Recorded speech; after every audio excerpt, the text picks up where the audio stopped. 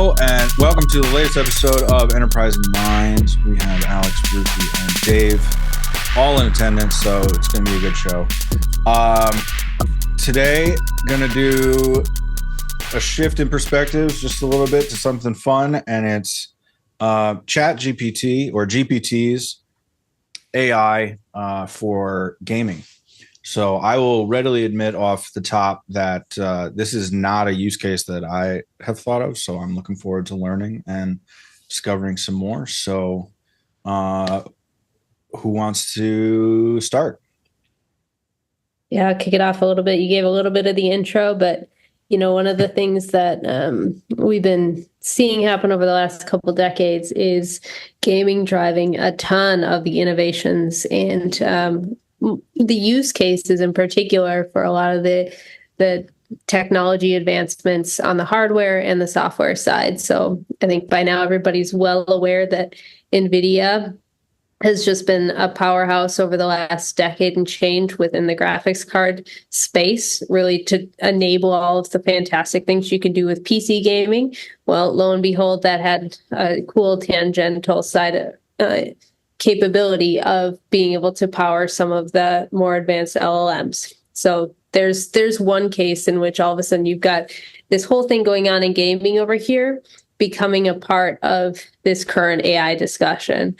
But now we've got these cool LLMs, we've got some advancements on the software side. What are potentially some of the feedback loops we get on the back end? I'll throw out a couple that sort of come to mind that we can maybe tease out, and then we'll see where the conversation goes. So, first and foremost, near and dear to my heart are the Elder Scrolls games. I spent many hours in front of a PC and an Xbox playing Skyrim. And boy, do I know the NPC lines. Arrow to the knee, sweet roll, you name it, right? Mm-hmm. Those are wonderful. We all love them. We have many memes around them, but boy, wouldn't it be fantastic if our NPCs could truly come to life with dialogues that were a little bit more robust. What kind of what does that open up? Storylines in games. What happens when all of a sudden the storylines aren't just you get to pick three, the good option, the neutral option, and the bad option, and you get however many different storylines. What potential do we have for some of those? And then I think back to some of the fun text-based games I played.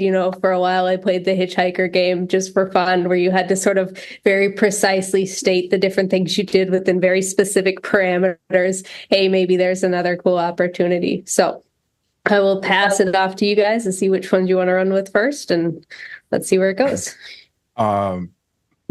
I will be honest. The only question that popped into my head,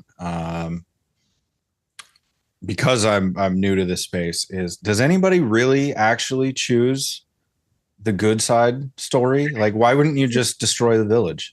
Literally every single time. I cannot do the bad one, even if I try. Like, I have to go watch YouTube videos to see the bad ending, because I will never, ever choose the bad ending, ever. Does it majority of gamers too feel bad? Like when you have to destroy? Really? Okay. Yeah, true story. So maybe this is a Dave problem. I don't. See, I think everybody else just saves, and then completely wipes out the village, then reinstalls, and is like, yep. We'll continue this conversation. Okay, I got that out of my system. I'm good. Okay. Yeah, I know there's morality games, though. It's actually kind of interesting. There's quite a few studies that show the exact same thing, though, that basically majority of people all go on the positive, nice side of things. But there's also a little, I think, bias with that, because a lot of those games are geared toward that, where they reward good behavior. You get the extra thing, you get the whatever benefit or something like that, or achievement or something. So I don't know how many games really actually play it neutral. But I don't know, you could. I mean, that's actually, to Ruthie's point, this is the expansion of the LLM. I mean, you could take that narrative in a completely different direction than what they were anticipating originally with the game, and you could make it into your own little story. And I wonder what the sort of current constraints are, right? Perhaps you can have the dialogue capabilities, but but you're not going to be able to change the constraints of the game. Like the map might still be only so big. Although I think about some of the new space exploration games, and they sort of have taken the parameters off the map, and it's sort of an infinitely creating thing. Or voxel based. There's some of those which are kind of low graphic, but able to have large environments and still load fairly well. I think it would that's seem gonna be to me that you'd have to have a lot of the reasoning and the logic side of it, right? Because like it's one thing to produce dialogue, but it's another thing to have the memory of the choices and the actions that were taken in the beginning, and then how that happened, or like what are the possible outcomes from these choices, and the culture, like the elements that kind of make up the atmosphere of the game. That's actually one that I've played around with some GPTs, some that are meant to be like role-playing GPTs, where you can say, let's start a game, and I'll say, okay, do you want to create a character? And you go through like a character sheet development, and then once you do that, they start you with the scenario, and you kind of get into it. The other ones which I found for our audience members, character sheet development is a throwback to Dungeons and Dragons, in which you develop a character with all kinds of personality trait or properties, traits, skill sets, knowledge levels, and you use that character throughout your imagination gameplay. Thank you. I was unaware of that. Oh, yeah. Now, naming yourself, I mean, all those things, picking a name, picking gender, race. I mean, you can be an alien, you can be whatever the heck you want. So that's kind of fun. What I found, exactly to Dave's point about the reasoning. So there are some that were developed completely for the idea of role playing. So there's like Cyberpunk 2077 one, and they use all the slang from the game. They start you off really well and kind of plays pretty well. But once you start hitting those memory limits, then it starts forgetting what kind of currency you have. I even messed with the game a little bit of like, oh, I got the payment for the end of the job. And I was like, yep, I opened the envelope and look at the $50 million that is in the envelope, which is supposed to be like $5,000. And it's like, yep, your $50 million is all there in the envelope. It's quite heavy. It's like you're able to like mess with the logic of it. But it kind of worked for a little while. But the other ones that I found that were almost even better was a few of them that are GPTs meant to help you play a video game, very particular for video games. So Red Dead Redemption 2 was one. Witcher, one of the Witcher games was another one. But it was basically just supposed to give you hints and help you along with the game. And that was the whole thing. It was kind of based off a wiki, kind of a basis behind it. Right. If you asked it to do a role-playing game, they were phenomenal. And they were great because they knew the side stories, they knew the quest, they knew all the characters, they knew the elements, they knew the environment. They basically knew kind of those rules that make a movie or a game fun. And they don't try to break too many of them, and they don't allow you to break too many of them because they're like, that's not a part of this world. You can't do that. You're gonna instead be friends with this person instead. Like you can't change the relationship of this person. They can't become an enemy because they're your ally, and that's just it. Like stuff like that will start to enforce those kind of pieces, which made it a self-contained adventure that was fun. And I think as the memory expands, but you're still right though, that if you had a custom, let's say you made your own little, Mario world called Dave's World or something like that, you have to make it so complete for this thing to really be, lifelike and, feel like you're a part of this environment, until you basically are starting to say, wait, no, you're playing Harry Potter and you're not playing Dave's game anymore. You're just making up your own thing. And now you're completely playing a different game. You're playing within this one. Exactly. It was like, you can't throw fireballs in 2077. Okay, so this is kind of I love the way that this has moved too, because you brought up a bunch of points that I would never have considered. And one of the things I think about with your wiki example is what those provide, which it sounds like the other one didn't quite have, is the world building aspect and sort of the rules of the game within the world. So there's the rules of the game in terms of how you play, but then there's sort of what is permissible within the various elements of the game to make it fun. Because to some degree, games do need to have rules and sort of choices to be made in order to have an element of fun to them. And one of the things that came to mind immediately when you started saying that is Magic the Gathering, which is a game that's been around for over 25 years. I think it just hit its anniversary, maybe even a little bit longer. And this game has had huge staying power. For those who don't know, it's a trading card game. If you go into any Walmart or Target and you see that trading card section, you're going to see Magic the Gathering up there. It's been around forever. And one of the things that Magic the Gathering is based off of is this idea of you've got 5 different colors within this card game that you're playing, each with distinct rules and things that the colors can and can't do, which then opens up a whole bunch of creative space for interactions you can have, but within those set of rules. And what it sounds like to me is when we're thinking about, GPT-based gaming, or sort of where you expand, it still goes back to that back to basics point that Dave, you're always bringing up. Like, the basics of creating a game are still the same. It's just what capabilities you have to bring that game to life get expanded. Right. Kind of two elements there. You have a creativity side of it, which is kind of creating the interesting slang that 2077 has, or the names of the spells in Harry Potter, or the types of aliens that might exist in Star Wars. I mean, that creativity adds the color to the game and makes it kind of interesting to play. But you're right, there's also a whole nother side of it, which is like the game master piece, which is, how is this game going to be played? What are the do's and don'ts? What are the ways that we're going to kind of control things and push things into certain directions? How do you create that very solid foundation that you can basically, put that paint of color on top of? Some of this stuff, just thinking of something, you bring up Witcher or Skyrim, and I've played both those games. I just got done with Diablo, the latest Diablo.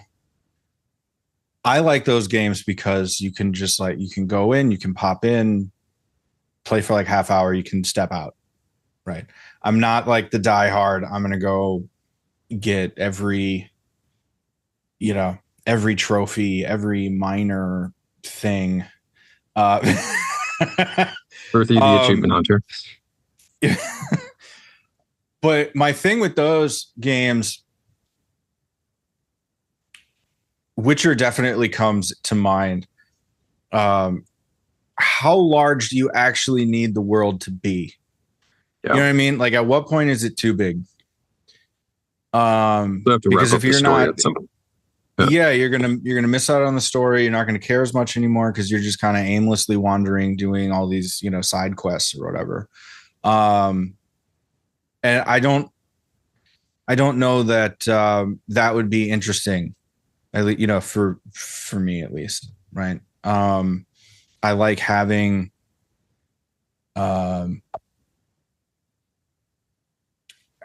like Call of Duty is nice every once in a while. I'll go from the large role-playing games to then go to like Call of Duty, because then it's, this is the one stage. There are 100 guys you have to shoot, and that's it. How fast can you get through it? Right? Like that's a totally different experience of gaming than these really large worlds that could have infinite variability. There was one game from like 10 years ago. I don't know that enough people found out about it, but it was called Heavy Rain. And it was one that just sort of ended up in my collection somehow. I think it was like a freebie for, buying the console. But it was essentially a playable choose your own adventure mystery. And you play this dad at the mall whose kid gets kidnapped, and then you have to try to find the kid. And so the conversations you have with the characters impact the outcome. The choices you make, when you make them, like, do you make the choice in time? Yes or no? And then what is the choice that you made? All of that influences the outcome. So they had to write some ridiculous number of, story endings and chains, and how each one crosses, and where you can all end up. So that came to mind, where it's you really do need the reasoning, even if you are searching for like an endpoint to the storyline with something that feels infinitely variable. You still have to have those mapped out, and how does that actually happen? Yeah. That's where I think some of the capability piece comes in. your different games are going to have different purposes, to your point of like, sometimes you just want to get in, kill some zombies, kill some aliens, and leave. Like that's just what you're there for, right? Or I would put Candy Crush into a similar category of, you're just doing a thing. We're not worried about story building. We're not doing like, we're just doing the thing. Then you've got your other games, which are much more, hey, let's explore, let's collect things, let's put things together. Yeah, a story can play to some extent, but a lot of what you're doing is more of the exploration piece. Then you've got those more heavy narrative-based games that you're referencing, Dave. I think Firewatch is another one that comes to mind, where it's almost more of a novel come to life with the ability to sort of actively participate with choices you're making. And I wonder if where the various advancements in AIs comes in is opening the possibilities within each of those various buckets. Like perhaps the types of games we play don't fundamentally change, but just we get a little extra nuance and it builds over time. Maybe you get a few more mappings because all of a sudden you're not having to manually map out the different story flows as a result of those. Yeah. So just trying to relate this to something that I might be a little more familiar with, like as we talk about the AI sides of things, at least on the business and the marketing side, we've talked a lot about AI agents, and that's come up a lot recently with HubSpot and Salesforce having their conferences recently. Wait, say more on that, Dave, before you move on or talk about it. So the idea for the agents are to have sort of autonomous AI systems. They're calling it agents because, teammate, coworker, or, replacer does not sit well with employees. But what they're supposed to do is, like with Salesforce, they specifically have these, understand and interpret sort of what your customers are asking, your questions, using the natural language, and then taking actions based on the information they receive and the information that they're trained on. So it's a very vertical piece, to your point of the culture thing, like making the AI fit a company culture, a marketing culture, having the lingo, having all of these things, right? Do you think that sort of AI agent piece, where it might be a very small model for a specific task, could you just be running a whole bunch of those sort of smaller models within the game, or are you thinking one massive piece or combination of the two in order to facilitate the gameplay? That's such a cool idea.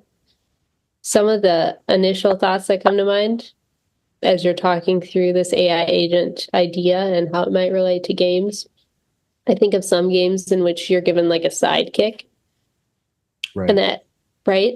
Or you have a person who's following you throughout the game. Gosh, I wish I could remember some of the names of the games. I'm drawing a blank here though.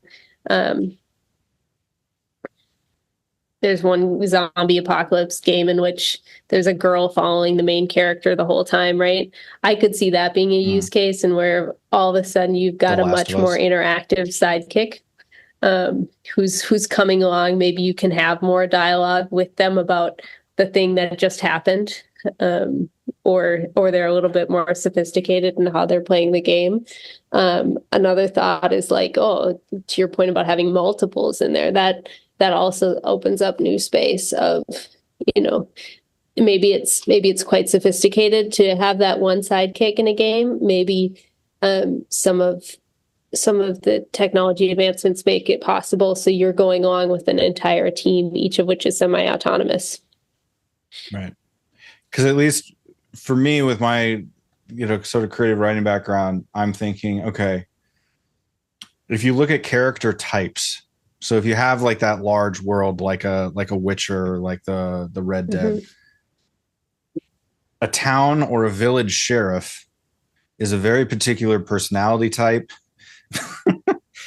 even though there is a range within that type, right? So I mean, you could have like a sheriff agent that is trained on particular behaviors. They move a certain way. They have certain behavior patterns, speech patterns that would be similar to other sheriff characters, so that whenever they come up, you could have that combination of attributes or whatever for a particular sheriff.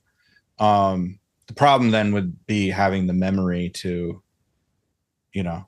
Sheriff Johnson is different from Sheriff,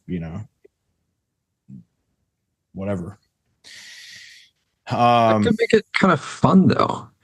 I mean, that can also kind of add some like spice of randomness into it. So let's say you're trying to rob a bank and you're just like walking around the streets waiting. As you do. And then some little kid runs up, as one does, right? And a little kid runs up to the sheriff and says, "Hey, I lost my horse. Can you help me?" And then suddenly the sheriff runs off with the kid. And then now sheriff's not a problem in the town, and you have more access to that bank that you're trying to do. Right. Or the other time, like, someone points out saying, "Who's this random newcomer?" to the sheriff, and the sheriff comes over to you and starts talking to you. Like, it could make it a little bit more interesting and a little bit different. But you're right. I mean, bartenders, you could have a whole bunch of different AI agent bartenders who they will sell you certain things. They'll tell about the rumors of the town, but they don't sell you a horse because they're a bartender. Like there's limits to them. Isn't this what they did in Westworld? Did you guys ever watch that? Yeah, pretty much. Okay. Yeah. Except they were like cyborgs. Well, not cyborgs, but androids. Well, next episode, we'll talk about. Just keep taking this further. Yeah, exactly. As I think about some of this, go Alex, and it was just a quick one about thinking about the action, more first-person shooter kind of games.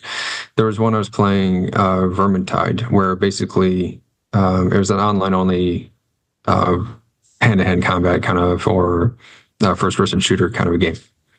So you'd load into the lobby, which was this bar, and in the bar you could upgrade your weapons, you could do some other stuff, and then you could talk to the bartender who just gave you like 3 lines.